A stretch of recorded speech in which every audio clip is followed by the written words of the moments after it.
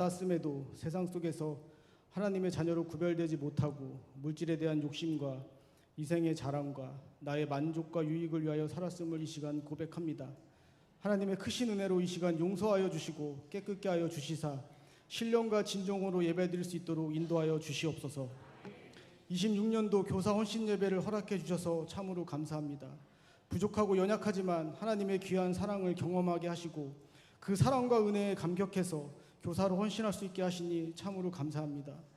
예수님께서 우리를 위하여 십자가에 못 박히신 그 사랑을 잊지 않게 하시고 천하보다 귀하다는 주님의 말씀대로 한 영혼 한 영혼에 대한 사랑과 복음의 빚진 자로서의 사명을 잘 감당할 수 있는 교사가 될 수 있도록 은혜와 능력을 주시옵소서. 아멘. 26년도 여름 수련회가 진행 중입니다. 주님의 은혜로 지난주 유치부부터 시작하여 8월 2일 중고등부, 8월 6일 초등부, 8월 16일 청년부까지 모든 기관들이 수련회를 계획하게 하시고 이를 준비하여 진행하게 하여 주시니 참으로 감사합니다. 각 기관별 수련회 진행 가운데 하나님 함께 하시고 친히 주관하여 주셔서 부서별로 허락하신 말씀과 주제들을 힘써 전하고 선포하는 일에 하나님 함께하여 주시옵소서. 특별히 수련회를 통하여 겸비한 마음을 갖고 다음 세대들이 모입니다. 잠시나마 집을 떠나고 학교를 떠나고 가정을 떠나고 세상과 단절된 그곳에서 하나님만 부르짖고 예배하고 찬양하고 기도할 때에 하나님 우리 다음 세대들을 불쌍히 여기시사 하나님 만나 주시옵소서. 간절히 구하고 원합니다. 주님, 우리 다음 세대들을 만나 주시옵소서. 주님을 만남으로 삶이 변화되고 주변을 변화시키고 세상을 변화시키는 하나님의 은혜와 말씀으로 감동된 다음 세대들이 될 수 있도록 축복하여 주시며 주님의 크고 강하신 오른팔로 강권적으로 붙들어 주시옵소서. 이 시간 우리 함영주 목사님 통해서 First in Last Out이라는 주제로 설교를 듣습니다. 준비하신 말씀 가운데 은혜를 더하여 주시고 주님 주시는 귀한 감동과 성령의 민감함을 통해서 듣는 예배자들 마음 가운데 큰 은혜를 허락하여 주시옵소서. 들을 때 학자의 지혜를 주시사 깨닫기 원합니다. 들은 말씀을 결단하고 옥토 같은 마음에 심겨 30배, 60배, 100배의 결실을 맺을 수 있도록 은총을 베풀어 주시옵소서. 이후에 진행될 교사 세미나 시간에도 하나님 임하시고 함께 하셔서 유익한 시간이 되게 하시고 세미나를 통해서 영혼을 사랑하고 하나님을 더 깊이 알아가는 시간이 되게 인도하여 주시옵소서. 아멘. 이 시간 특별히 예배를 위하여 수고하고 헌신하는 모든 분들에게 하나님 함께하여 주시사 늘 강건케 하여 주시고 생업 가운데도 함께하여 주셔서 주의 이름을 위하여 하는 수고와 헌신이 복되게 하시옵소서. 특별히 너는 먼저 그의 나라와 그의 의를 구하라 그리하면 이 모든 것을 너희에게 더하시리라 하신 말씀처럼 하나님 영광과 다음 세대를 위해 섬기고 봉사하는 교사 선생님들 가운데 함께 하셔서 시간을 드리고 물질을 드리고 재능을 드리고 아이들에게 하나님을 사랑을 전하며 나가는 모든 교사 선생님들에게도 채워주시고 회복하여 주시고 또한 풍족하게 하여 주셔서 하나님 나라와 영광을 위하여 더욱 힘쓰게 하여 주시옵소서. 예배의 모든 순서와 진행을 통하여 주님 홀로 큰 영광 받으실 줄 믿사옵고 예수 그리스도의 이름으로 기도합니다. 아멘.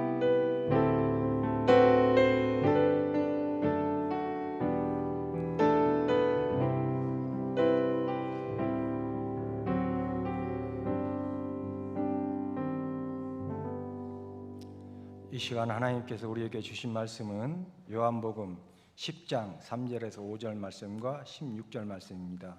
신약성경 136면에 나와 있습니다.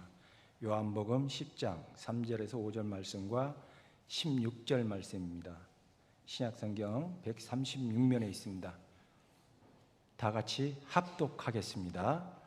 문지기는 그를 위하여 문을 열고 양은 그의 음성을 듣나니 그가 자기의 양의 이름을 각각 불러 인도하여 내느니라.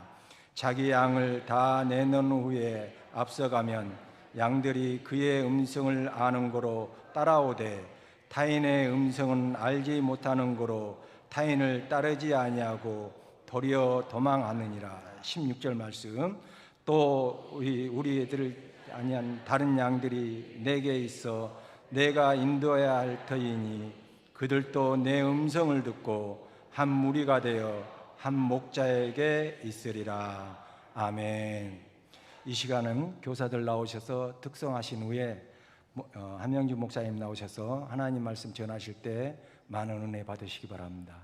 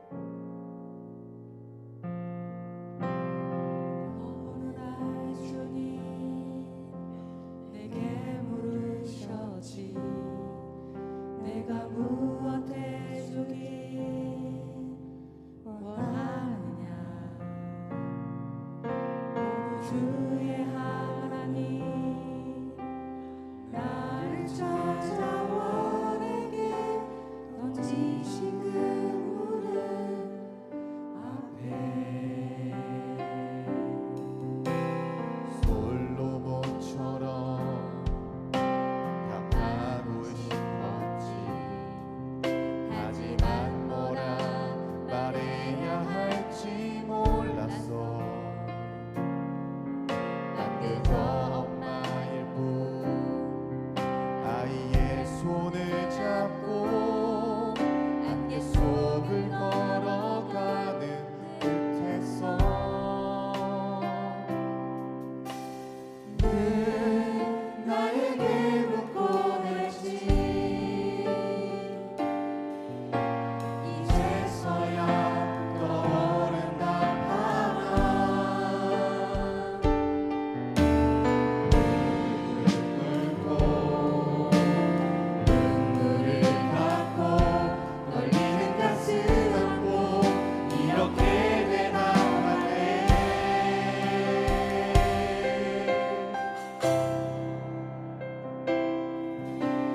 이 아이들을 만나주세요. 하나님 나라와 교회와 복음 위해 살아가는 인생이 되길 원해요. 이 아이들을 만나주세요. 내 삶의 가장 중요한 건 무엇인지 놓치고 사는 인생이 되기 싫어서 많이 고민했지만 쉽게 말할 수 없는 욕심 많고 미련한 나였기에 늘 나에게 묻곤 했지. 이제서야 떠오른다 하나. 무릎을 꿇고 눈물을 닦고 떨리는 가슴 안고 이렇게 대답할래.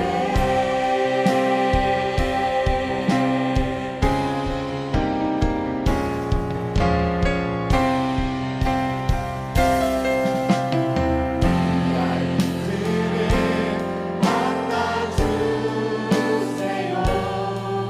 하나님 나라와 교회와 복음 위해 살아가는 인생이 되길 원해요. 이 아이들을 만나주세요. 이 아이들을 만나주세요. 하나님 나라와 교회와 복음 위해 살아가는 인생이 되길 원해요. 이 아이들을 만나주세요. 이 아이들을 만나주세요.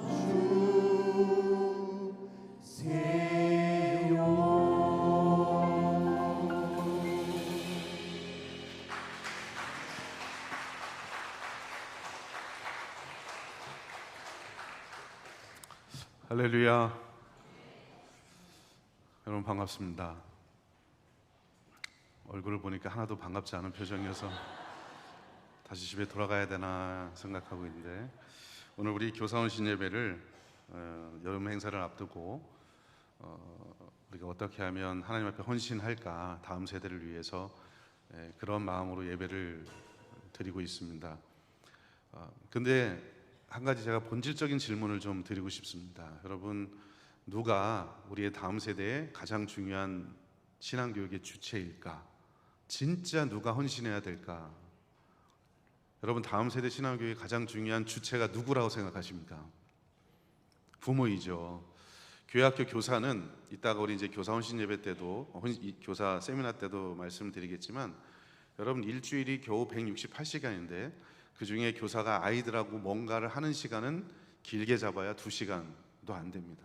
나머지 166시간은 아이들이 가정에서 부모와 뭔가를 해야 되는 시간인데, 우리가 이런 혼신 예배를 드릴 때 교사들한테 맡기면, 교사들만 헌신하면 우리의 자녀들, 손주들 알아서 다 해주겠지라고 착각하시면 절대로 안 됩니다.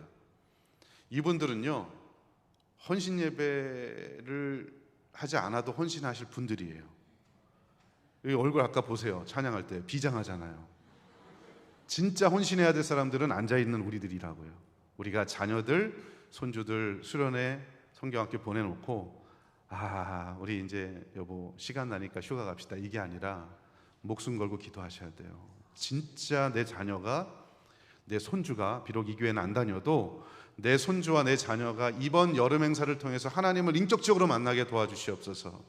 여러분, 그런 간절한 헌신이 우리 부모와 조부모에게 있는 겁니다. 그러므로 이 예배를 통해서 우리가 다음 세대에 한 마음으로 하나님 앞에서 어떻게 우리가 헌신할까 같이 은혜를 나눌 수 있는 시간 될 수 있기를 주의 이름으로 축원합니다.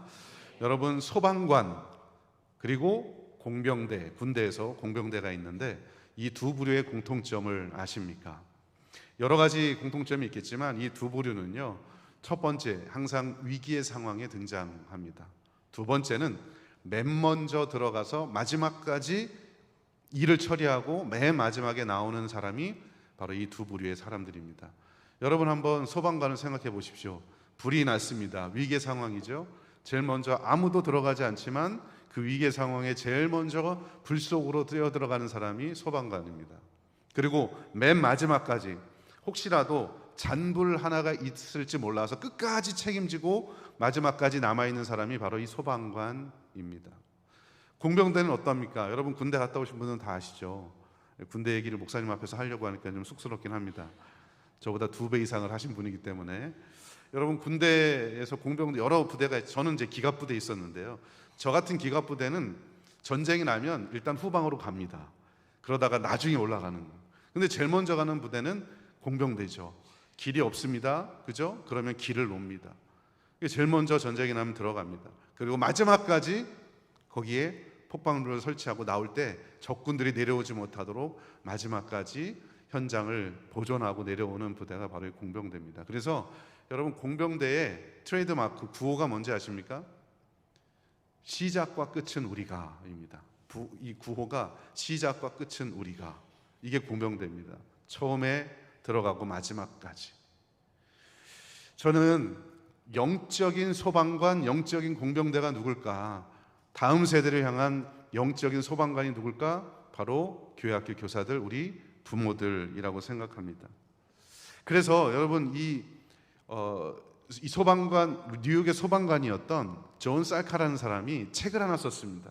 이 사람이 쓴 책의 이름이 오늘 설교의 주제입니다. 제목입니다. First in, last out.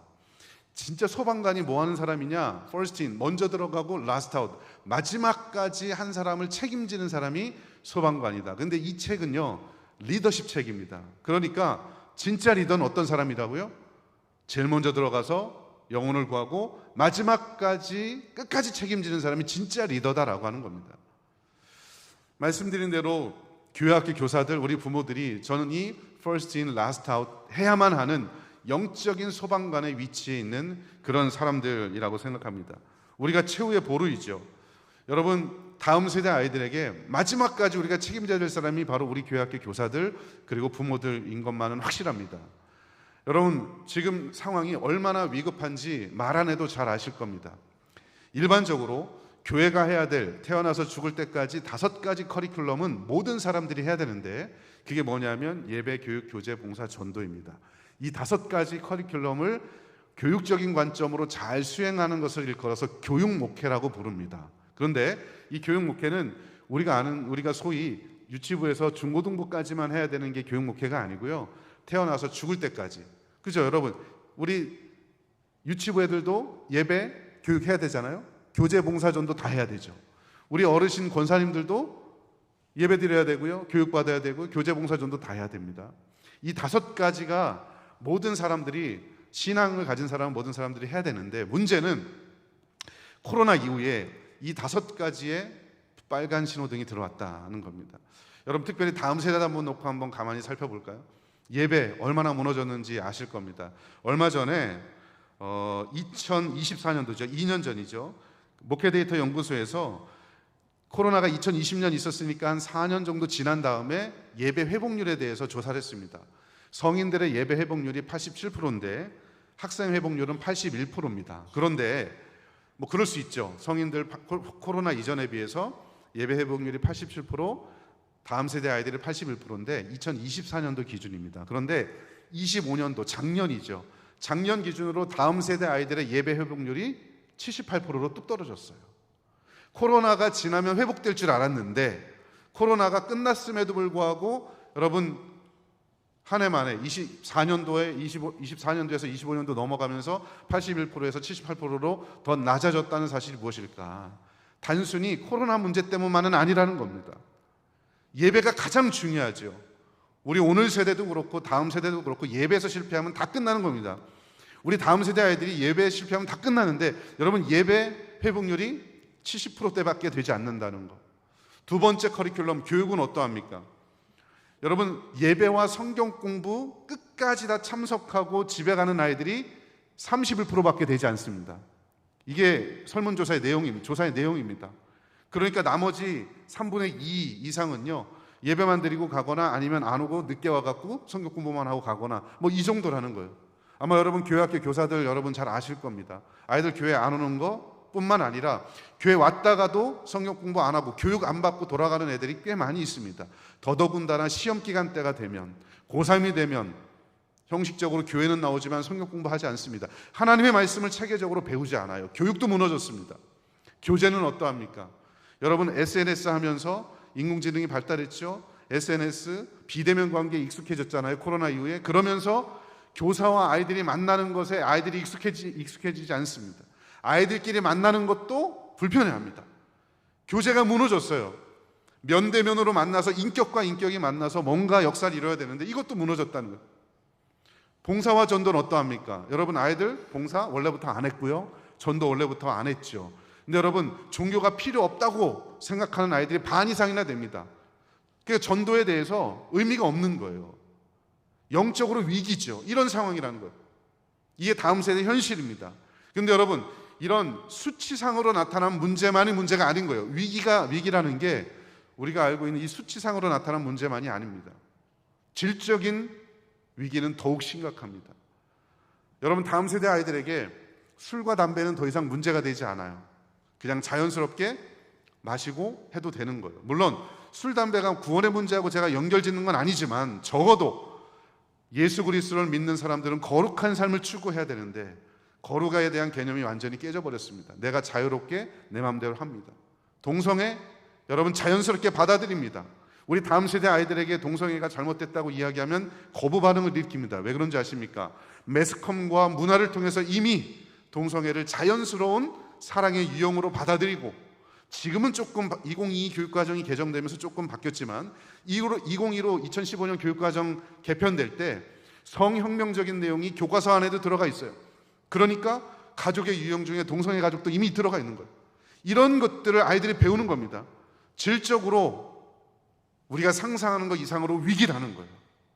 여러분, 이런 위기 속에서 누가 가장 중요한 신앙교육의 주체일까? 말씀드렸다시피 부모입니다.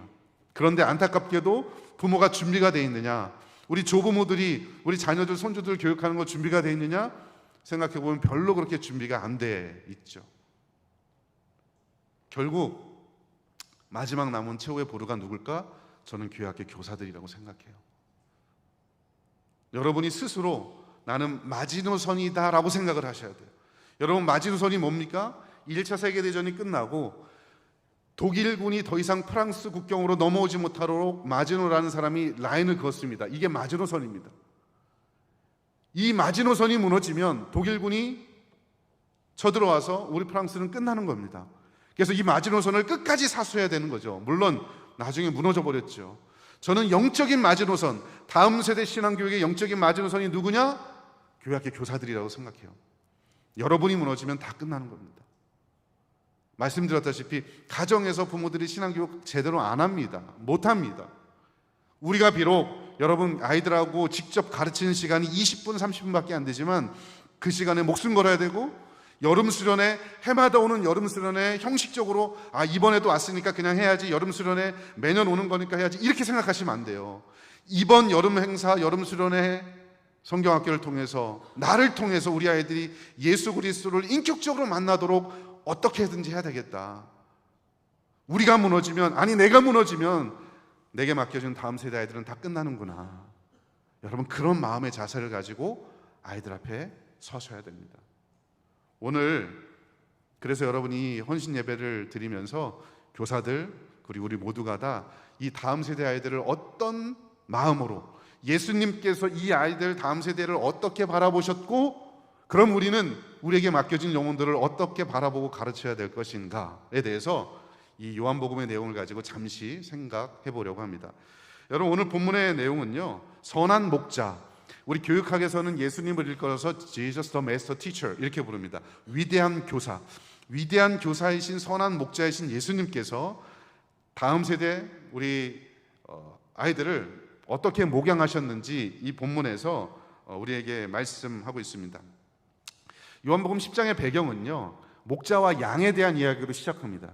여러분, 우리는 목자와 양이라고 이야기하면 무언가를 설명해야 하지 않은 사람들입니다. 왜냐하면 우리는 양을 길러본 적이 없기 때문에. 그런데 당시 사람들은 목자와 양 이 이야기를 하면 그냥 이런 관계구나 라고 하는 걸 너무나 잘 알고 있어요. 왜요? 목축업, 양을 기르는 사람이기 때문에 체험적으로 몸으로 잘 알고 있어요. 저도 양을 키워보지 않았지만 염소도 키워보고 소도 키워보고 닭도 키워보고 다 키워봤어요. 왜냐하면 저는 생긴 것 같지 않게 시골 출신이거든요. 시골에 자랐는데 생긴 것처럼 시골 출신일 수도 있지만 나름대로 도시 남자처럼 생겼다고 생각하는 사람인데 시골에 자랐습니다. 짐승을 길러보면 그 짐승이 어떤 특성을 가지고 있는지 잘 알아요. 그래서 염소다, 그럼 염소는 어떤 특징, 소다, 그럼 소는 어떤 특징, 너무나 잘 압니다. 여러분, 목자와 양, 당시 사람들에게도 원래 이 누가복음, 요한복음의 독자들에게도 이 목자와 양에 대한 얘기는 너무나 잘 알고 있어요. 근데 우리는 잘 모르죠. 기본적으로 여러분, 목자는요, 시력이 약해서 방향 감각을 잘 모르는 동물입니다. 멀리 못 본다는 거죠. 어디로 갈지 몰라요. 방향 감각이 없으니까 가야 할 길을 바로 가려면 누가 필요하냐? 그래서 목자가 필요합니다. 다른 건 필요 없어요. 둘째, 방향 감각만 없는 게 아니라 이 양은요, 방어력도 없습니다. 스스로 자기 자신을 방어할 수 있는 힘이 없어요. 그래서 늑대와 이리가 오면 양이 잡혀 먹을 수밖에 없어요. 그래서 이런 양에게는 누가 필요하냐? 다른 거 다 필요 없어. 목자가 필요합니다. 그러니까 여러분, 양에게 목자는요, 그냥 한 몸과 같은 거예요. 필수 불가결한 것이 바로 목자와 양이라는 거죠.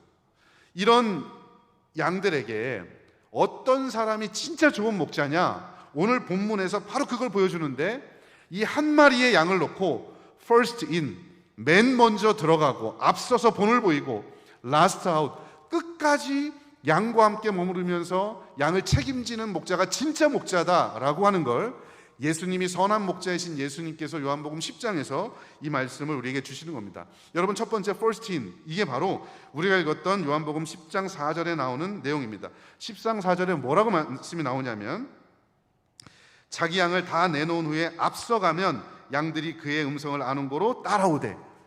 여러분, 양들을 우리 밖으로 내놓습니다. 그리고 누가 앞서갑니까? 목자가 앞서가는 겁니다. 목자가 앞서가면 양들이 뒤에 따라오죠. 왜 앞서갈까요? 방향 감각이 없으니까 어디로 가야 될지 가르쳐줘야 되고, 혹시라도 늑대와 이리가 나타나면 그것들을 물리쳐서 양을 보호해야 되기 때문에 목자가 앞에 가는 겁니다. 사꾼 목자는요, 양 뒤에 옵니다. 자기가 이리에 공격을 받을까 봐 양을 먼저 보내는 거죠. 너희들이 가서 총알바지가 되라. 나는 뒤에 살겠다. 여러분, 이게 사꾼 목자예요. 그런데 예수님은, 선한 목자는 first in, 먼저 갔다. 양들보다 먼저 가서 혹시 일로 가는 게 맞을지 좋은 꼴과 목초지와 물과 이런 것들이 어디 있는지 다 보고서 방향을 안내하고 먹을 것이 있는 올바른 길로 안내하고 사탄이 혹시라도 들어올까 봐 여러분 그것들로부터 막아내는 사람이 바로 예수님 퍼스트인 하는 사람이라는 거예요. 이게 예수님의 모습이죠.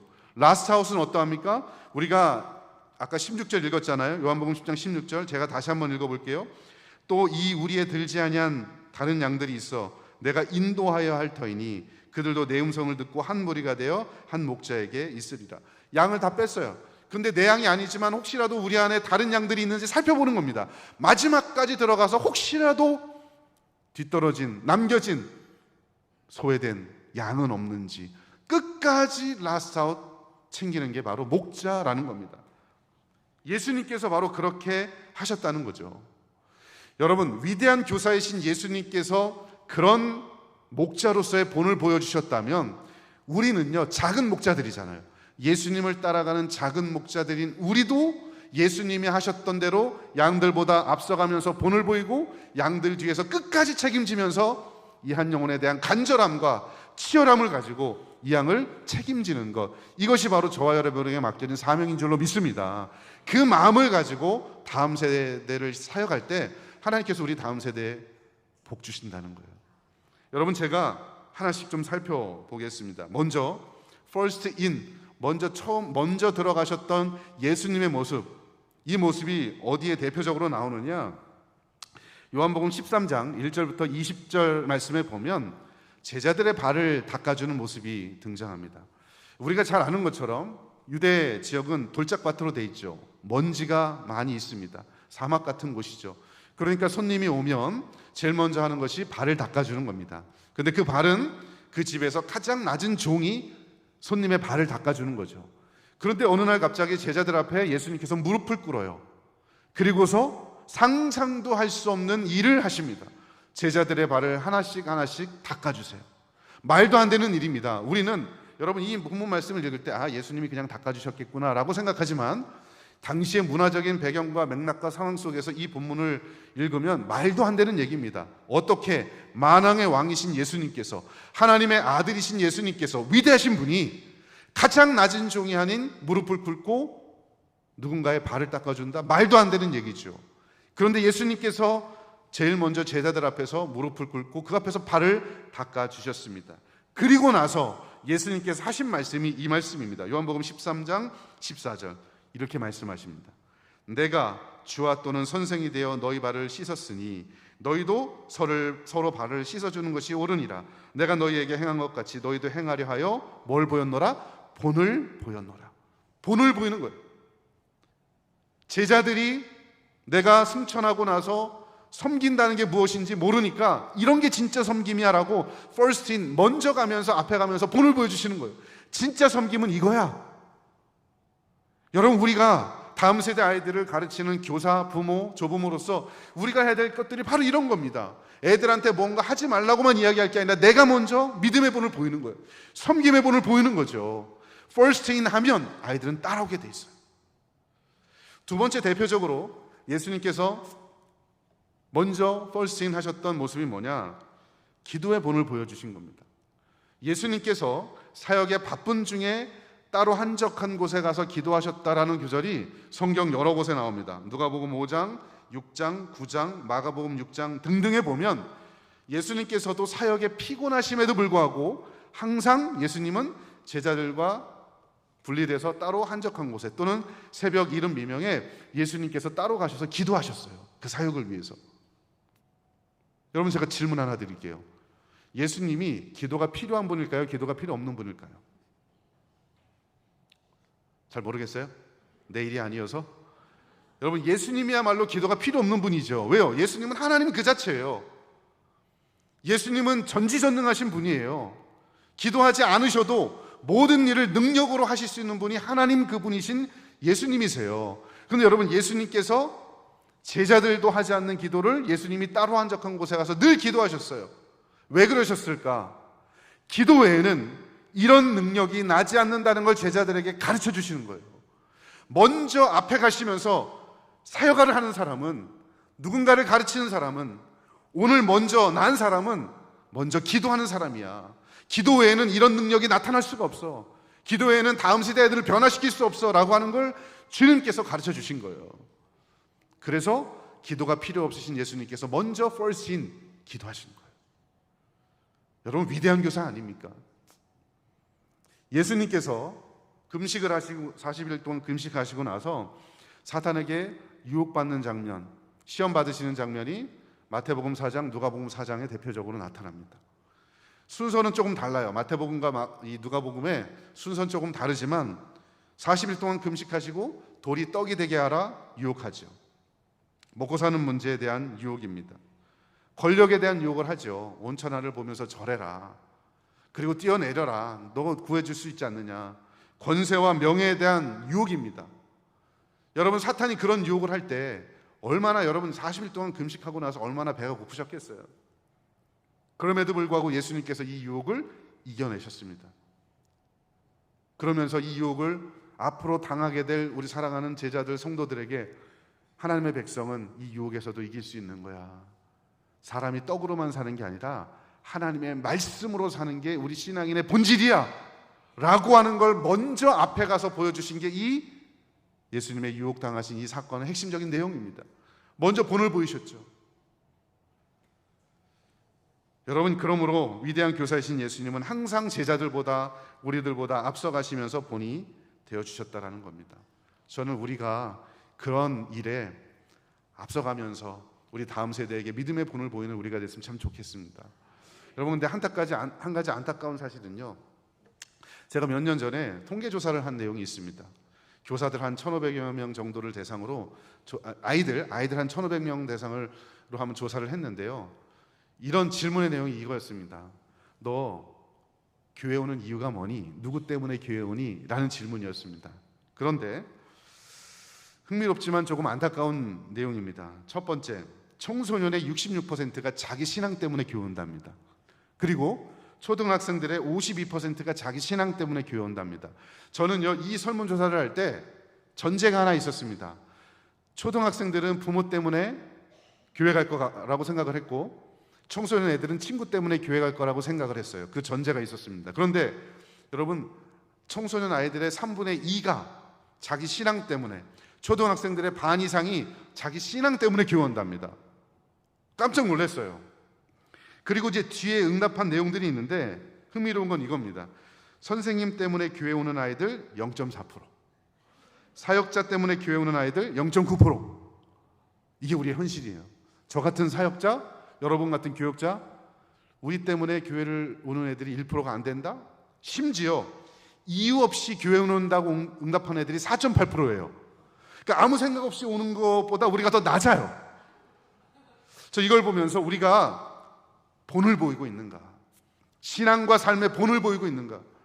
예수님처럼 펄스인 하면서 이 아이들의 신앙의 본을 보이고 있는가라고 하는 걸 진지하게 고민하고 생각해 보게 되었습니다.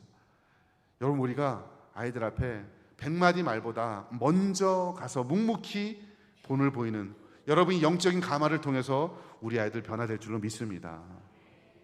제가 사역할 때, 물론 지금은 사역하지 않죠. 저도 대학교 3학년 때부터 사역을 시작해서 횟수를 치니까 20년 넘게 저도 현장에서 사역을 했던 것 같습니다. 사역 현장에 있으면서 여러 교사들을 만나는데요, 제가 아직까지도 잊혀지지 않는 한 교사 한 분 있었습니다. 이 집사님은요, 고등학교도 못 나오신 분입니다. 학력도 굉장히 낮으세요. 이동직 하시는 분이에요. 근데 저희 중등부 교사를 하시는 분이에요. 근데 누구보다, 그 어떤 사람보다 제일 먼저 교회 와서, 부서 와서 30분 전에 와서 기도하시고 세팅 다 해놓으시고, 여름 성경학교다 그러면은 며칠 전부터 목사님, 전도사님 이거 준비할 거 뭐 있나요? 먼저 항상 앞에서 인도하시는 분이에요. 제일 먼저 교회 행사를 한다, 제일 먼저 와서 준비하시고 아이들한테도 그걸 가르치시는 분이 바로 이 집사님이셨어요. 그런데 어느 날 전화가 왔어요. 집사님이, 목사님 저 병원에 있어요. 왜요 집사님? 그랬더니 저 뇌에 종양이 생겼대요. 그 병원에 입원을 하는 거예요. 근데 여러분, 너무 늦게 발견해요. 계속 아팠는데 이걸 참으면서 병원에 가신 거예요. 근데 병원에 가시고 나서 일주일이 지나지 않아서 돌아가셨어요. 너무 놀랬죠. 너무 충격이었습니다. 사역자인 저로서도 이 집사님 없으면 어떡하나. 이 집사님이야말로 정말 솔선수범하는 그런 분이었는데 집사님이 소천하시고 나서 그의 이제 여름 수련회를 준비하는 날이었습니다. 제가 아이들한테 이야기했습니다. 야, 얘들아, 너희들 이제 우리 몇 주 후면 여름 수련회가 있으니까 교회 와서 준비 좀 하자. 다음 주 토요일 날 꼭 나와라. 토요일 날 갔어요. 애들이 있을까요, 없을까요? 없지요. 근데 몇 명이 나와 있어요. 근데 얘네들 보니까 다 누구냐? 그 선생님만, 아이들만 나와 있는 거예요. 제가 그걸 보면서 이거구나. 이 집사님은 하나님의 부르심을 받아서 주님 앞에 갔지만 이분의 유산이 이 아이들이구나. 먼저 펄스인 하면서 본을 보였을 때, 먼저 앞에 가면서 본을 보였을 때 아이들이 그 모습을 안 보는 것 같지만 따라하는구나.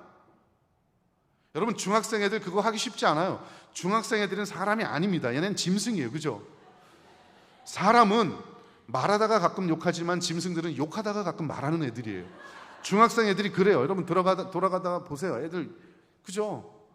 사람이 아니 말귀를 못 알아들어요. 그런데 그 아이들이 아무도 안 오는데 그 반 아이들만 왔다는 거예요. 이유가 뭘까? 선생님이 앞에 가서 안내하고 인도하고 본을 보였기 때문에. 아이들 앞에 서서 말하는 것보다 말하고 나서 성경 공부가 끝나고 돌아가서 나의 일상의 뒷모습이 아이들에게 비춰지는 거예요. 저도 목사지만 강대상에서 선포하는 이 모습이 중요한 게 아니라 내려가서 일상에서 살아가는 모습, 이 모습을 보면서 저 목사님처럼 살아야지 말지 그걸 결정하는 겁니다. 사랑하는 성도 여러분, 교사 여러분, 아이들보다 앞서가면서 본을 보이는 그런 교사들 될 수 있길 주의 이름으로 축원합니다. 여러분, 마지막 그리고 두 번째, 끝까지 마지막까지 아이들을 챙기는 영적인 치열함이 있는 교사가 됐으면 좋겠어요. 여러분, 그 라스트 아웃하는 모습이 어디 나오냐면 특별히 누가복음 15장에 나오는데 예수님의 위대한 목자이신 예수님의 이 모습이 이 세 가지가 나옵니다. 여기 잃어버린 양, 그리고 잃어버린 드라크마, 잃어버린 둘째 아들, 탕자의 비유. 요 잃어버린 그 무언가에 대한 비유가 누가복음 15장에 나오는데 여러분이 누가복음 15장의 전반적인 핵심 주제가 뭐냐면 잃었다가 다시 찾은 아버지의 기쁨이 무엇이냐, 그 다시 찾을 때까지의 치열함이 어떻게 등장했느냐, 어떻게 나오느냐, 아버지의 간절함이 어떻게 묘사되느냐가 이 누가복음 15장 잃었다가 다시 찾은 그 무언가, 요 비유의 핵심적인 내용입니다. 여러분, 첫 번째 비유가 양 한 마리, 잃어버린 양 한 마리에 대한 비유죠. 수학적으로 보면 99마리, 잃어버리지 않은 9마리가 훨씬 중요하죠. 한 마리 중요하죠. 그래도 굳이 선택을 하자면 9마리로 저는 선택을 할 것 같습니다. 왜요? 99마리를 혹시 놓고 한 마리 찾으러 갔다가 다른 일이나 늑대 습격을 받으면 더 많은 손해거든요. 수학적으로 보면 당연히 99마리를 선택하는 게 맞아요. 그런데 여러분이 목자는요, 한 마리 양을 향해 나아갑니다. 99마리가 중요하지 않아서가 아니라 잃어버린 한 마리 끝까지 마지막까지 챙겨야 되겠다고 하는 이 목자 아버지의 간절한 마음이 있는 거예요. 우리에게 그런 마음이 있어야죠. 두 번째 비유가 뭡니까? 10개의 드라크마 있었습니다. 하나를 잃어버렸습니다. 여러분, 여인이 그 잃어버린 드라크마를 찾기 위해서 성경을 보면 재밌는 표현이 나와요. 등불을 켰어요. 여러분, 등불을 끄면 당시에 등은 기름을 살려면 비싸죠. 등불을 킨다는 건 돈이 들어가는 거예요. 한 드라크마가 노동자의 하루 품삯입니다. 여러분, 근데 돈을 허비해 가면서 그걸 찾으려고 해요. 두 번째, 성경을 보면 그 한 드라크마를 찾고 나서 뭐라고 표현되냐면 여인이 벗과 이웃을 불러서 잔치를 벌였다고 이야기해요. 돈이 더 많이 들어가죠. 수학적이고 산수적으로 보면 한 드라크마를 그냥 잃어버리는 게 나을 수도 있어요. 찾아서 찾기 위해서 등불을 켜야죠. 찾고 나서 잔치도 벌여야죠. 동네 사람들 불러다가. 수학적으로 말도 안 되는 얘기인데 왜 할까요? 하나가 중요하다는 거예요. 그 하나의 끝까지 내가 포기하지 않고 하나를 찾는 아버지 하나님의 모습을 보여주는 겁니다. 그 결정판이 탕자의 비유예요. 당시 문화 속에서 여러분, 두 아들 중에 장자 우선의 원칙 아닙니까? 장자가 모든 걸 다 취하지 않습니까? 두 번째 아들은 사실 크게 중요하지 않아요. 그런데 여러분, 두 번째 아들이 아버지로부터 재산 받아서 갔죠. 갔다가 돌아옵니다. 근데 여러분, 성경을 보면 아버지가 매일 동네 오기에 나가 있어요. 아들이 이제 나올까 저제 나올까. 첫 번째 아들만 있어도 되는데 두 번째 아들이 아버지를 버리고 나간 순간부터 동네 어기 나가서 아들이 이제 나올까 저제 나올까 끝까지 매일매일 쳐다보는 거예요. 아들을 발견했을 때 아버지가 수치를 무릅쓰고 달려가서 아들을 어긋맞습니다. 내 아들, 잃었다가 찾은 내 아들. 그리고 나서 여러분 뭐합니까? 송아지를 잡죠. 동네 잔치를 벌입니다. 이 스토리에서 가장 억울한 사람이 누구냐? 송아지예요. 안 죽어도 되는데, 그죠? 괜히 돌아와갖고. 여러분, 송아지 한 마리를 잡을 만큼 그 둘째 아들이 당시 문화 속에서 그렇게 중요하지 않습니다. 첫째 아들이 중요하죠. 뭘 보여주는 걸까요? 한 영혼에 대한 간절함입니다. 끝까지 챙기는 거예요. 마지막까지 한 영혼을 챙기는 것, 그 영혼이 소중하다라고 끝까지 여러분 그 영혼을 챙기는 것, 이것이 바로 아버지의 마음이라는 겁니다. 여러분, 예수님께서 그렇게 선한 목자로서 라스트 아웃 끝까지 하셨다면 우리도 그래야죠. 내게 맡겨진 한 영혼 포기하지 말고, 다른 사람은 포기했어도 나는 포기하지 말아야죠. 여러분, 그런 간절함을 가지고 이번 여름 행사를 준비하고 또 여름 행사 끝나고 우리 여러분 주일학교 아이들 매일 주일마다 만날 때마다 그런 간절함이 있었으면 좋겠어요. 저는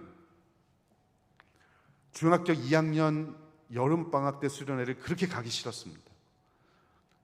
진짜 그때는 중학교 2학년이 사춘기에 극치를 다니고 있을 때죠. 지금은 뭐 5학년 요때부터 사춘기를 하잖아요. 제가 중학교 2학년 때 사춘기를 했습니다. 그래서 나는 이번에는 수련회 안 가리라 라고 마음을 먹었어요. 한 달 전부터 근데 선생님이 우리 집에 오신 거예요. 자, 영주야, 이번 수련회 꼭 가야 돼? 안 간다 그랬죠. 3주 남겨놓고 또 오셨어요. 가야 돼? 안 간다 그랬죠. 2주 남겨놓고 또 올 줄 알고 자리를 비웠죠. 근데 우리 어머니한테 또 가야 된다고 얘기를 했어요. 한 주 남겨놓고 오셨어요. 안 간다고. 내일 가는 날인데 내가 내일 집을 떠나 있으리라. 마음을, 선생님 올 거니까. 근데 그날 늦잠을 자버린 거야. 빨리 아침에 일찍 일어나갖고 피해 있었어야 되는데 늦잠을 자버린 거예요. 선생님이 아니나 다를까 오셔갖고 제 목덜미를 잡듯이 끌고 가셨어요. 정말 가기 싫었습니다. 근데 그 중학교 2학년 때 갔던 그 수련회에서 저녁 집회, 그때는 뭐 저희는 집사님 시골 교회니까 뭐 목사님도 없었고 전사님도 없었고 그냥 부장집사님이 설교도 하고 막 하는, 설교를 한 1시간 하고 기도를 2시간 하고 뭐 이런 그런 분위기였어요. 근데 기도하는데 그때 하나님께서 제게 소명을 주셨습니다. 하나님을 인격적으로 만난 거죠. 사람을 낚는 어부가 될 거다. 목회자가 될 거다. 목사님이 돼야 한다. 그때 하나님을 인격적으로 만나고 제 비전과 소명을 그때 발견한 거예요. 지금 생각해도 그 선생님의 집요함이 없었다면, 라스트 아웃하는 끝까지 챙기는 그 선생님의 열정과 마음이 없었다면 어쩌면 오늘의 저는 없었지 않았을까, 그런 생각을 합니다. 사랑하는 우리 선생님들 그리고 부모님들, 이번 여름 행사를 준비하면서 어떤 마음으로 준비하고 계십니까? 우리가 평소 하던 대로 잘 그냥 준비하는 것, 이것만도 사실 귀한 일이에요. 그런데 여러분, 그것보다 중요한 건 한 영혼에 대한 여러분 끝까지 내가 책임지겠다라고 하는 그 치열함, 집요함이 있어야 돼요. 이 아이 이번 수련회 여름 성경학교 때 꼭 오게 해야지. 수련회 끝나고 나서 정말 이 아이 주일학교에 잘 나오게 해서 정말 내가 이 아이를 예수 그리스도로 인격적으로 만날 수 있도록 안내하는 안내자, 등대가 돼야지. 여러분, 이런 간절한 마음이 있어야 돼요. 그런 마음을 가지고 아이들 앞에 기도할 때에 하나님께서 여러분의 기도를 들으시고 우리는 다음 세대 아이들을 영적으로 풍성하게 만들어 주실 겁니다. 말씀을 맺습니다. 부모, 조부모, 우리 교회학교 교사들, 우리 예수님의 마음을 가지고 다른 사람들보다 먼저 앞서가며 마지막까지 끝까지 한 영혼을 책임질 수 있는 저와 여러분 될 수 있기를 주의 이름으로 축원합니다. 기도하겠습니다. 하나님 아버지, 은혜를 감사합니다. 오늘 우리 헌신 예배를 통해서 우리가 다음 세대 아이들을 어떻게 믿음으로 양육할지, 특별히 우리 여름 행사를 앞두고 우리의 교회학교 교사들이 마음의 다짐을 하는 그런 예배를 주님 앞에 드렸습니다. 하나님, 다음 세대 아이들 녹록치 않습니다. 세상의 가치관에 함몰돼서 하나님이 없다 그렇게 말하는 아이들이 너무나도 많이 있는 이 현실 속에서 아버지 하나님의 우리가 교회학교 교사들이 영적인 마지노선이 될 수 있도록 도와주시고, 주님이 그러셨던 것처럼 first in, 먼저 본을 보이고 last out, 끝까지 책임지는 영적인 집요함을 가지고 우리의 다음 세대를 믿음으로 가르칠 수 있도록 역사하여 주옵소서. 예수님의 이름으로 기도하옵나이다. 아멘. 하나님 말씀에 많은 은혜 받으신 줄 믿습니다. 이 시간은 하나님께 예물을 드리는 시간입니다. 헌금위원들 앞으로 나와주시기 바랍니다.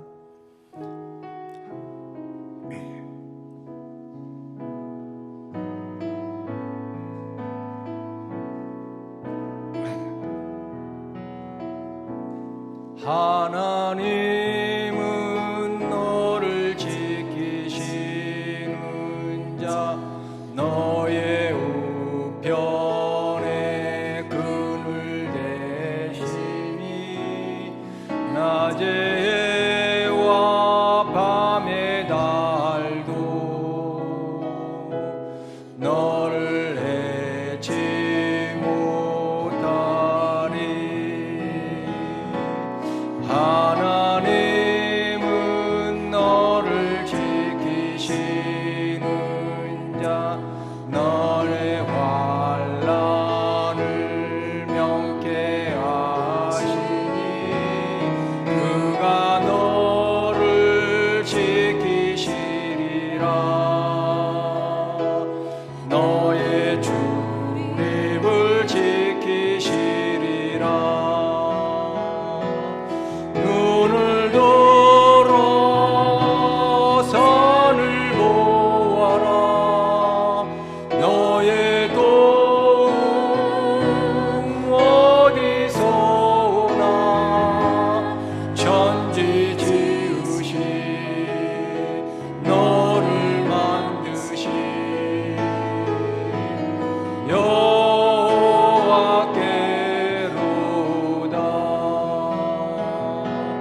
눈을 들어 산을 보아라. 너의 도움 어디서 오나. 천지 지으신 너를 만드신 여호와께로다.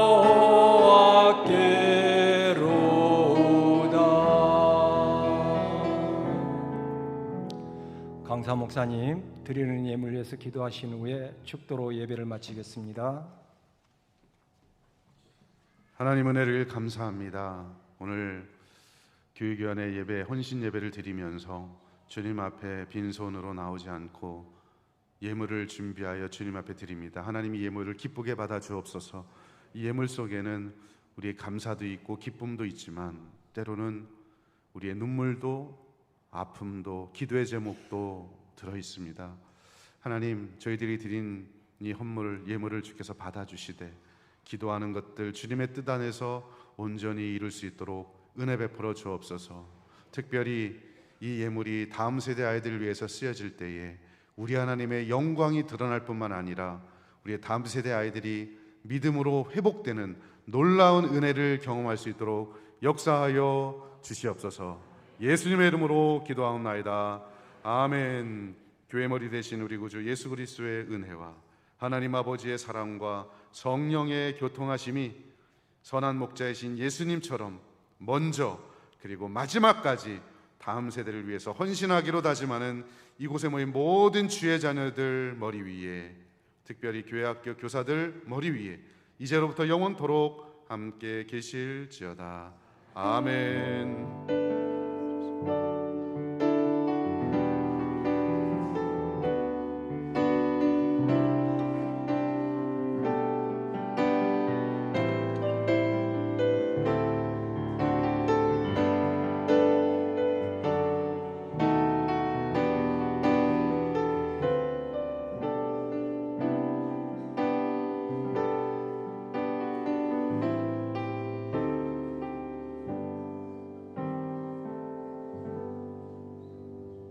네, 예배가 마쳤습니다. 교사 선생님들은 잠시 화장실 갔다 오시고 앞쪽으로 앉으셔서 여기 자리를 해주시면 감사하겠습니다.